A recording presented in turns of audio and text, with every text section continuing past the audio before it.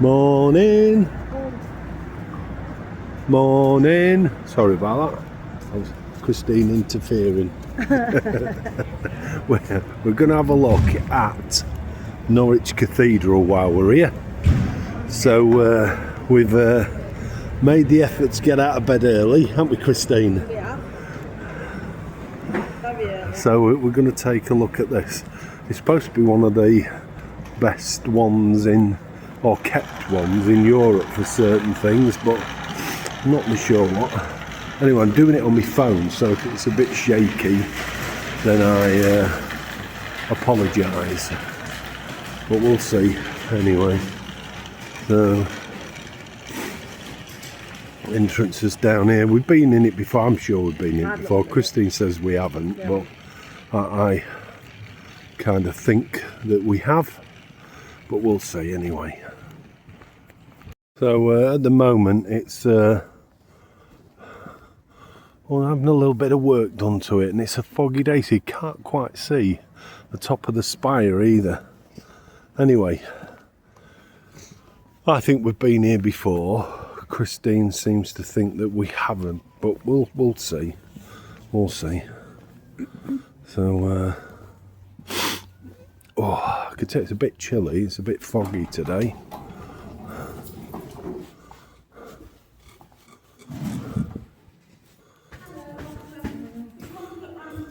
Yes, I can do that. Sorry, love. Okay, we've got past her now, and I think you can film in here. She just her that didn't want filming. So this is Norwich Cathedral. We'll take a little bit of a look around. I'll try and hold the camera as steady as I possibly can.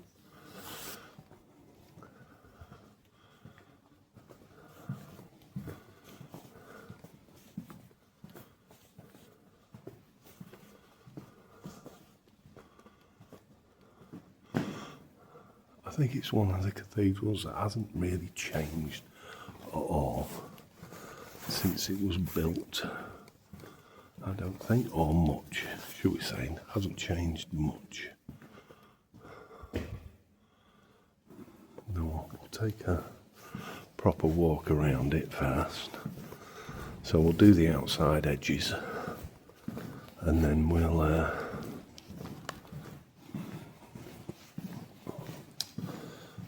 have a walk around the cloisters after.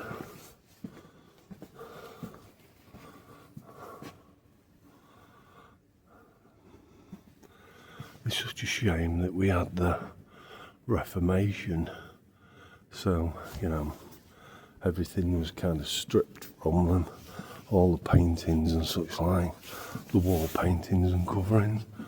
There's a tiny little bit up there you can still see. So there are bits that are left, but it is such a shame. Hey.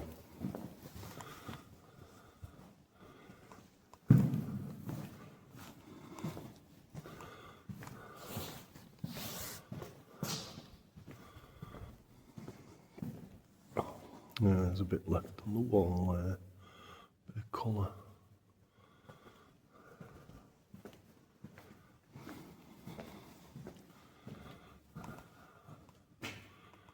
But it was fantastic in its heyday.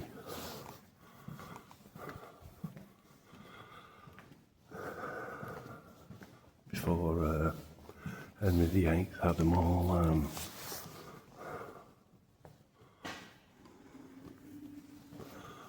stripped.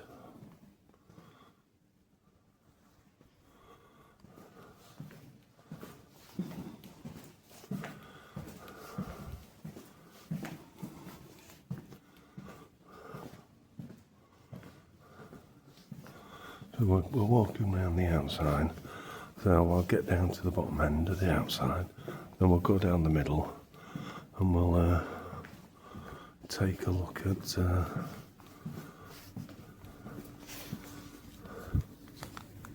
of the central sections. quite modern stained glass windows up there, and then traditional ones.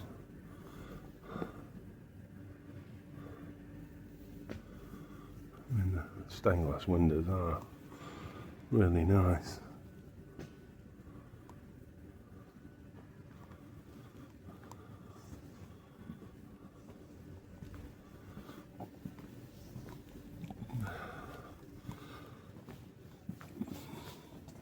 A very dominating building it would have been when it was built, which I think I've not looked it up, but I think it was, they started building it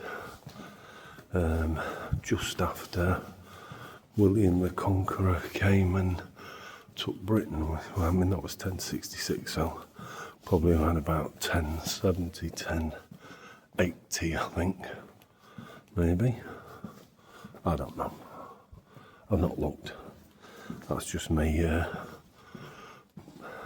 guessing.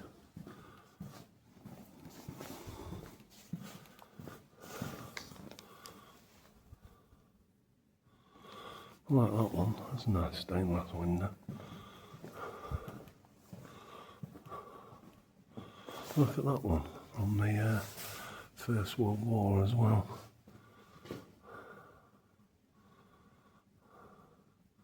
I think the one on the right says erected by the officers of the King's Own Royal Regiment Norfolk Yeomen in memory of their fallen comrades of all ranks, 1914 to 1918.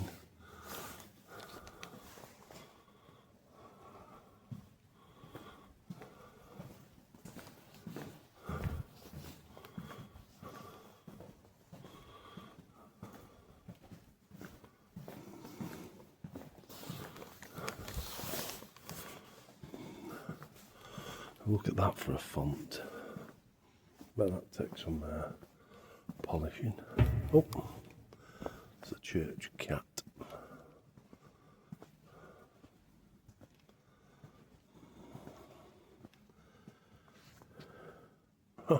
Right, I've just been reading a little bit about the font here. It says, this vessel was originally used in the manufacture of chocolate in Norwich. When the factory closed, the equipment was refashioned and presented to the cathedral for use as a font. So here the sacrament of baptism is celebrated. So that was used for chocolate making, and then they've kind of repurposed it. But look at that. That is fantastic. The ceiling is amazing. Absolutely amazing.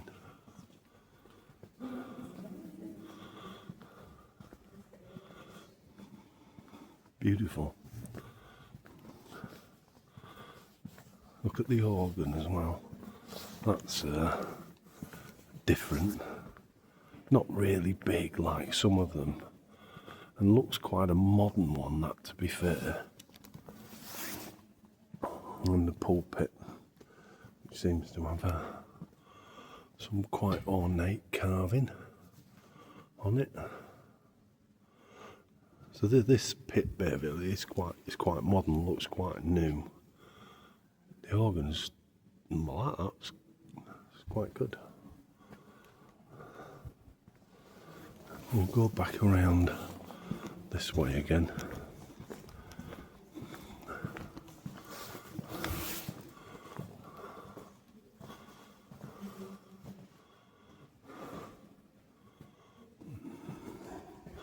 Yeah, some really, really good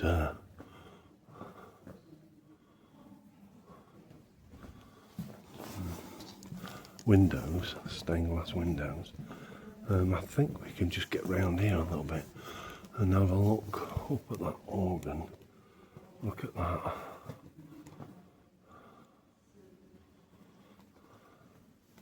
I do like to hear them playing though when we're walking around the cathedral, you know, when they're practicing. I think that is brilliant.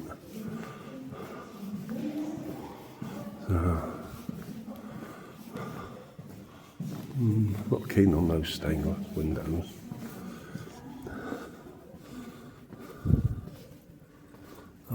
Fantastic. Absolutely stunning.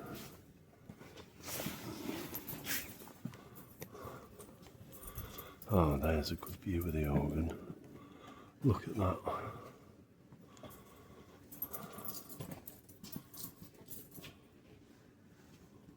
Sorry.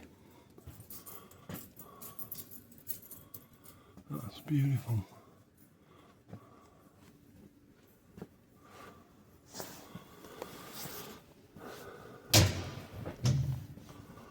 There's like a second pulpit and a second altar behind it, which is sort of not seen that before. But, pardon? Read that at the throne. Read. To read it at the throne. No? No, Is this it? that's the throne. It's one of the very few original thrones, modern stones that's left in Europe. Okay. This is what we're looking at here. So this is the tomb of Herbert de la Singer, founder and builder of the Cathedral Church of East Langton and the first Bishop of Norwich, 1096. So I think it was pretty much right about the dates. The stone slab of 1682 replaces the original memorial. I think there's a wooden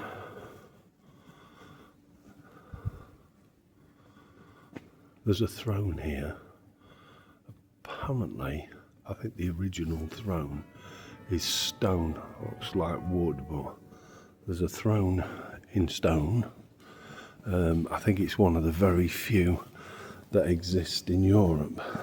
I think it was what Christine was telling me. I'm going to have a look now and find it. And it says the bishop's throne is the only cathedral in Northern Europe to have always kept its ancient throne in the original position behind the high altar and facing the congregation. The throne incorporates two pieces of stone under a wooden chair. These stones are believed to date back to at least the 8th century. So there you go. So there's one of the few in Europe that kept that. So the stones there, the actual stones, are underneath that wooden chair. And that's the high altar. Wow. Fantastic. And there we are.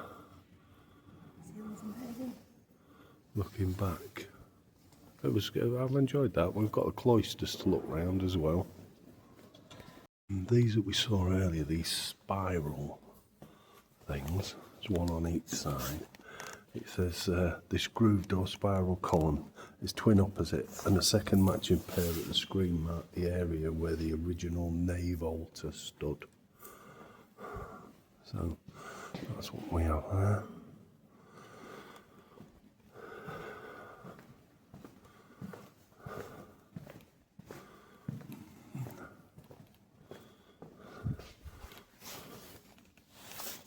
And this, which is a tomb here, it says it's the chantry tomb of Bishop Richard Knight. Bishop Knight was responsible for the vaulting of both transept after the fire of 1509. 1523, he remodelled these two bays as a chantry chapel where masses could be said for him in perpetuity. Got there in the end.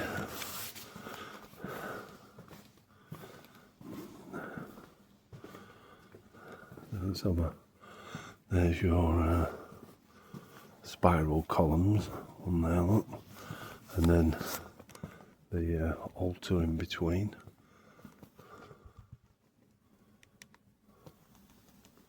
Fantastic. That ceiling is amazing. I'll see if I can zoom in a bit for you.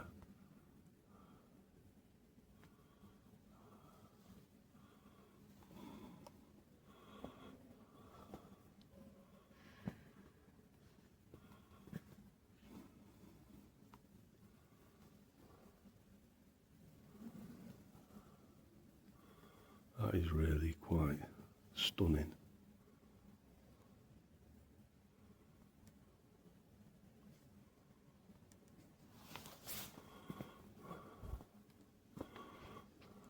Fantastic. Really, really fantastic. I mean, that is what you call a stained glass window.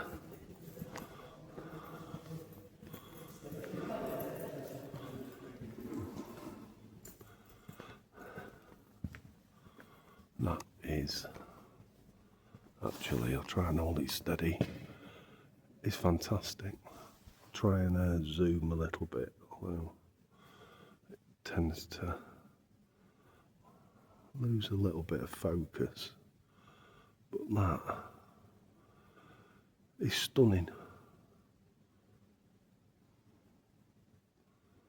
Absolutely stunning.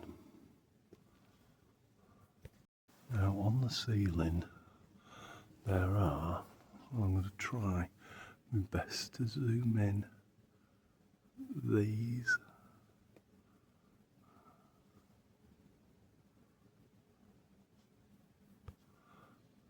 try to, that's the best I can do actually, but they tell the story of the creation of God. So there's one there. All of these ones down this middle section on the like a centerpiece type one. That's what they do. That's what they're supposed to tell. I can't. I mean, zooming in this much is not focusing very well. But that's what they're supposed to do: is tell the story of the creation of the world. I think the best one, the easiest one to see, is the one that's actually in the middle there, which is that one. We're going to go up here, which is, I'll zoom out a little bit. So, this stairwell, this spiral staircase, and we're heading for the treasury.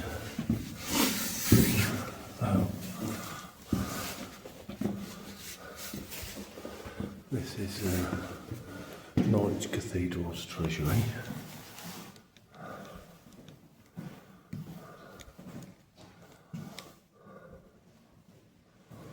Not quite sure about the significance of those. It says Church in the Middle Ages, it acquired a wealth of silver vessels for celebrating Mass. Each church needed at least one chalice for the wine and a pattern bread.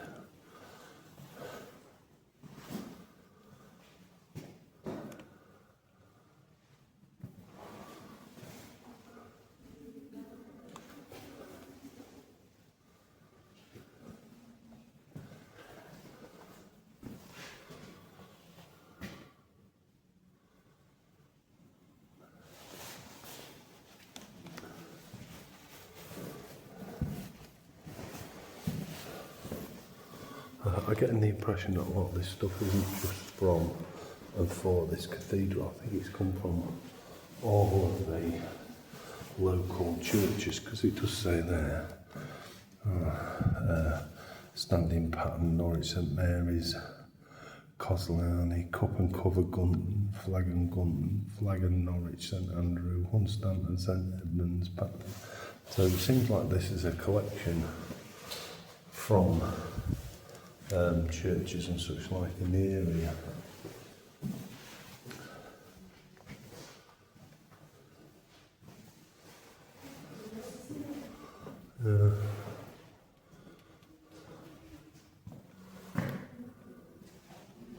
That gives you, we can see now that's one of the altars again. This is an altar near the one that's right at the back of the church. And the floor in front, the tile floor in front, which looks pretty smart.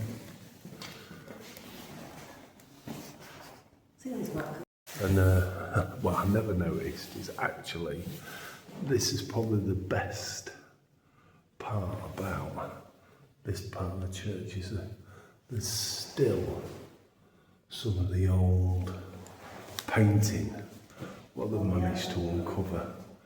So this bit obviously didn't get destroyed during the reign of Henry VIII.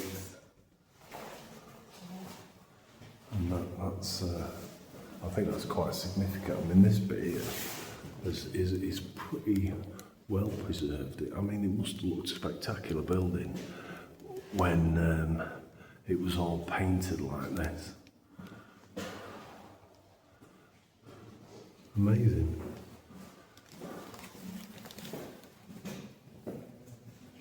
Just on the way to the cloisters, and we just noticed this, which is actually in the wall with an inscription on it, which we can't read. However, next to it, there is an interpretation of it, and it says, "The skeleton. This commemorates Thomas Gooding, who died about 400 years ago. The inscription reads," so that's there, all you that do this place pass by.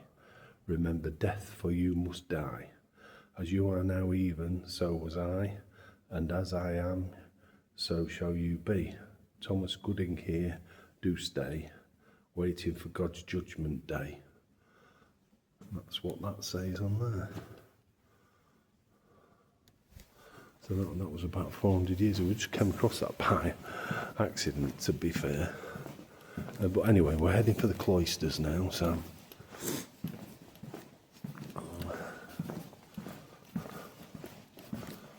The stained glass windows are pretty amazing. Really cool.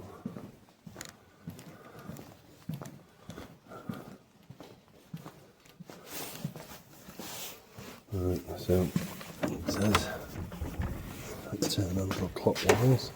I think it's called through here. I think the thing about that is the door handle was that low. Even Christine has to reach down for it. Anyway, this is a cloisters. It looks like some of the tiny bits of colour still remain on these. What they call them, moulds.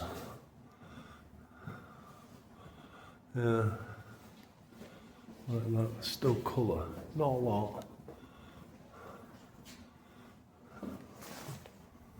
But this is the cloisters. So it's a shame because we can't actually go on it, it's closed, which I understand that it's winter. However,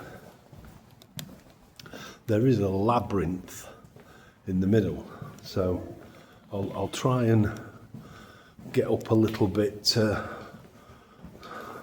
It is closed, but I'll try and get up above it to try and show you a little bit more of what it looks like. So I'm going to try and extend this and tilt that up a little bit. I don't know if you can see that. I can't see if I'm pointing it at it or not, but that's the labyrinth. And there you go. This is the cathedral. There is something written about the labyrinth, so I'll go back on that. It says closed, so I think that's, you're not allowed to walk it. And I'll nip back here and I'll read it. It's called the Jubilee Labyrinth, which is there. It says, the labyrinth was laid in the cloister garth to commemorate in Norfolk the celebration in 2002 the Golden Jubilee of Her Majesty Queen Elizabeth II. The Queen has travelled very widely during the years of her reign. A labyrinth speaks of journeying and also has its heart the Christian idea of a spiritual journey. There is only one path with all its twists and turns, which speaks of the journey of our days. It is possible to walk the labyrinth as a spiritual journey. On the way to the centre, the pilgrim walks the way of the world, asking God's forgiveness for wrongdoing and seeking to make amends. So I'll put that on there. It says, on reaching the centre, there comes a moment for the pilgrim of opening up to the grace and love of God before returning along the path, seeking to follow in the way of Jesus Christ. This seems most appropriate for the Queen, who in her Christmas message at the millennium used these words. For me, the teachings of Christ and my personal accountability before God provide a framework in which I try to live my life. In addition to this idea of the journey, the labyrinth can be a place of interest and pleasure for children and adults alike. The cost was raised by donations from the people of Norfolk. And look at that, bang on time.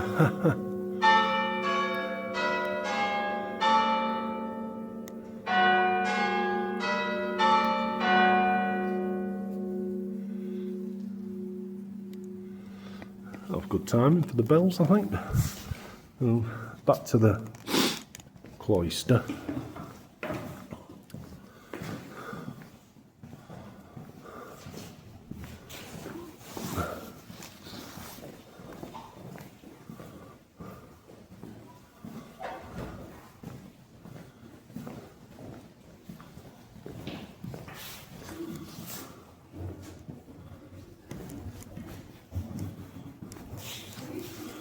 And back to these. These are quite stunning.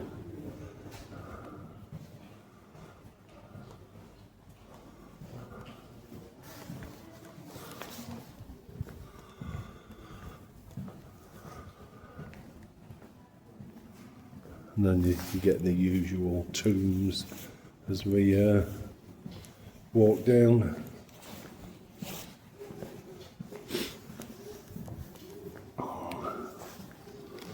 There's another look at the cathedral. It's quite fantastic. It's a shame we can't go up there, and I bet you get a fantastic view over Norwich from up there, which is a bit of a shame. Some cathedrals do things where we can get up.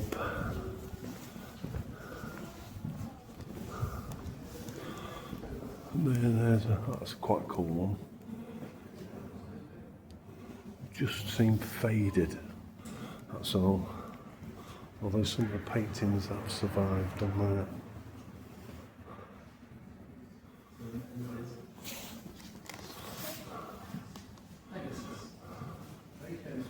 And down this side, the gold leaf seems to be more prominent.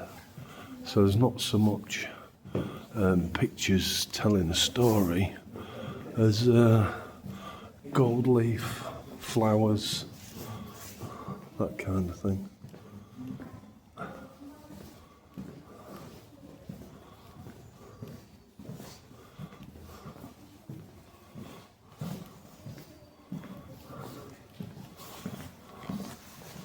Yeah, it's been a nice cathedral.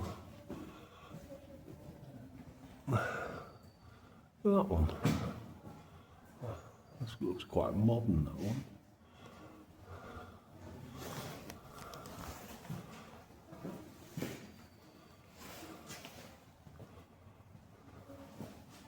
And then over the door, that takes you back into the church again.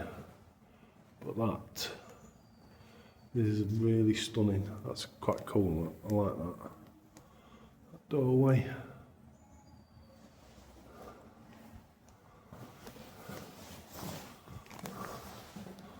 There's a few coats of arms on here that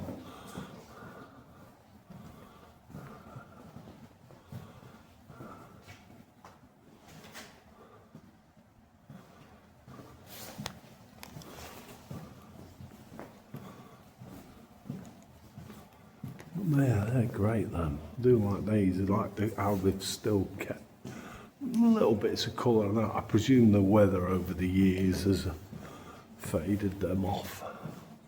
I presume. Get that one. And over a coffin. Well, carrying the coffin there.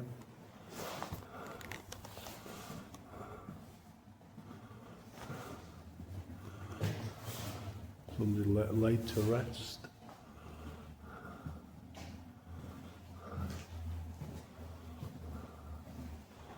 I wonder if they're telling a story then.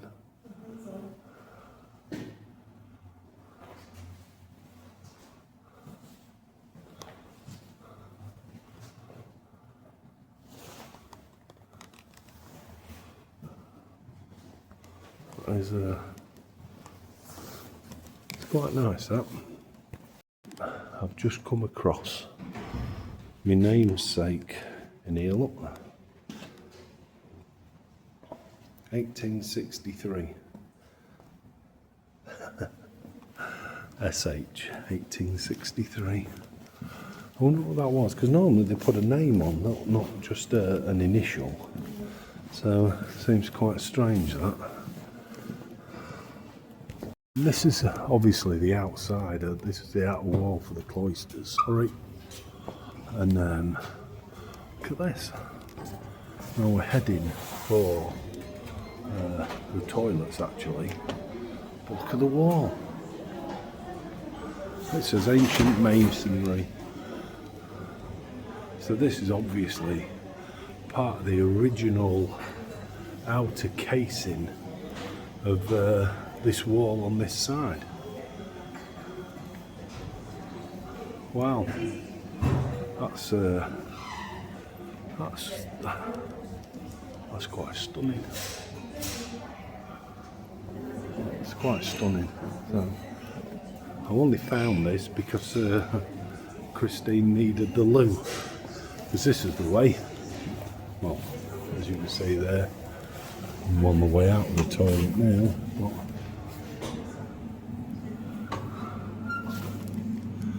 look at him up there, look. The owl. Oh, you can't see him. There you go. Not really sure what he's about. Unless it's something to do with the library. There's a library up there. Wise old owl, I don't know. Maybe I'm reading more into that than what there is, but this brickwork is quite amazing. Fantastic.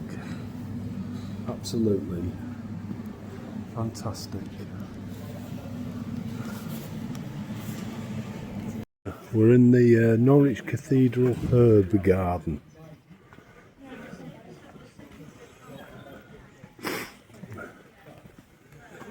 So, sweetwood rough, you can't really see anything. Common mallow, never heard of any of these. No.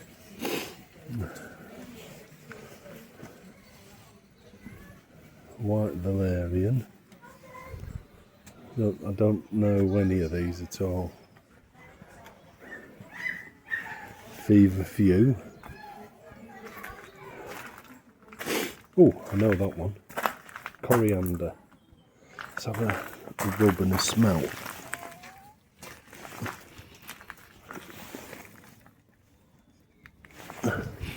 Yeah, that's definitely coriander. It's a great strong smell. Have a sniff of it. Not that one. Yeah, that's it. Rub it with your fingers. Have a smell. You smell it? No. Pick one of the wet leaves.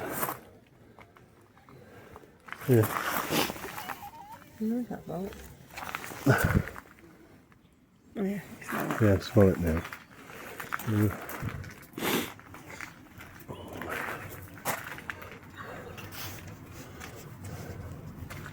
Salad burnet, parsley, hop. Didn't know there was so many. Chives, No, I didn't. caraway, thyme, chicory, buttercup, red poppy, flax. Well,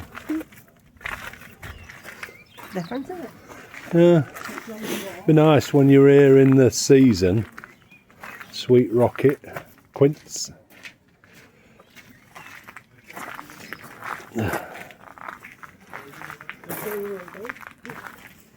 Yeah. Mugworm. I'm not sure if they're all herbs though, are they?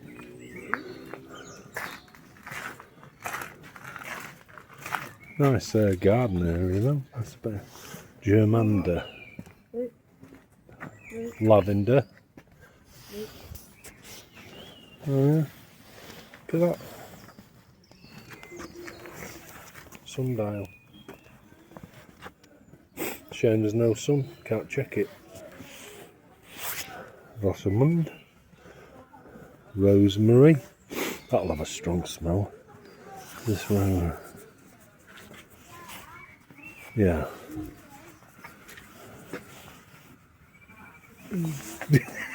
I think Christy got a right strong whiff of that. There's another one there, look. Wild strawberry over there, look. Another sundial, should I say. Woodworm. I've never seen that before. Or heard of that, thank tease. Woodworm. Yeah. Broom. Butcher's broom. Sweetwood ruff. Wow. Well.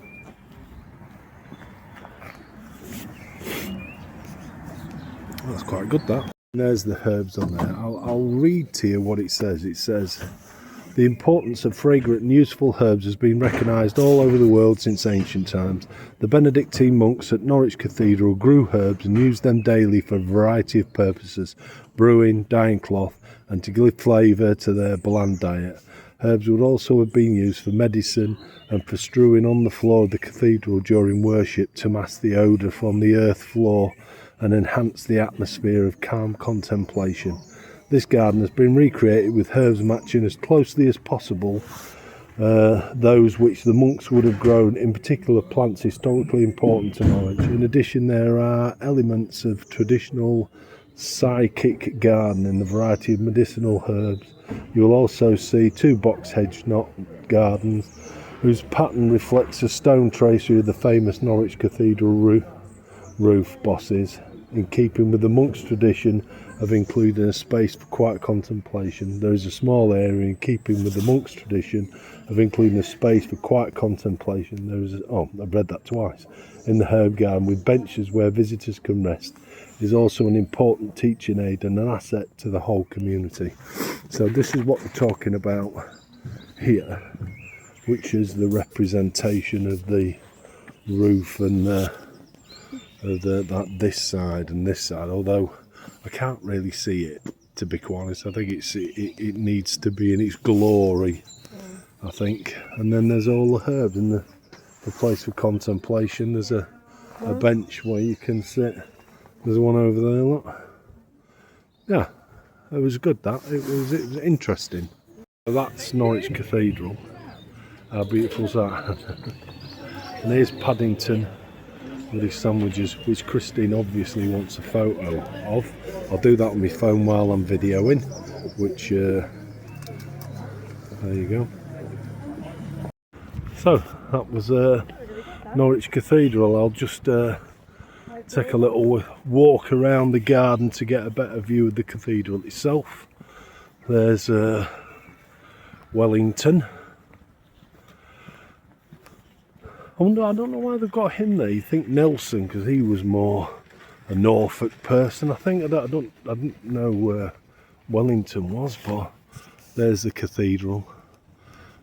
What a fantastic building.